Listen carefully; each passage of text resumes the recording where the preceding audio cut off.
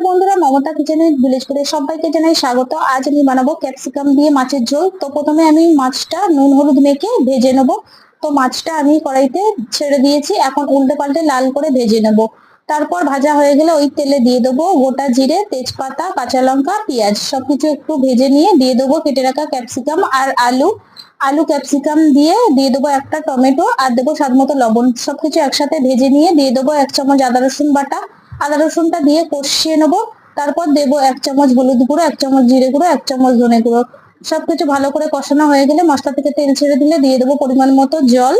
তো ঝোলটা ফুটে উঠলে কিছুক্ষণ ঢাকা দিয়ে রান্না করে নেব। তারপর ভেজে রাখা মাছগুলো দিয়ে আবারও কিছুক্ষণ ঢাকা দিয়ে রান্না করে নেব। তারপর নামানোর আগে আমি গরম মশলা গুঁড়ো দিয়ে একটু নাড়িয়ে চেড়ে নামিয়ে নেবো। তো রেসিপিটা যদি ভালো লেগে থাকে লাইক, কমেন্ট, শেয়ার ও সাবস্ক্রাইব করে আমার পাশে থাকবে। তো ক্যাপসিকাম দিয়ে মাছের ঝোল আমার রেডি।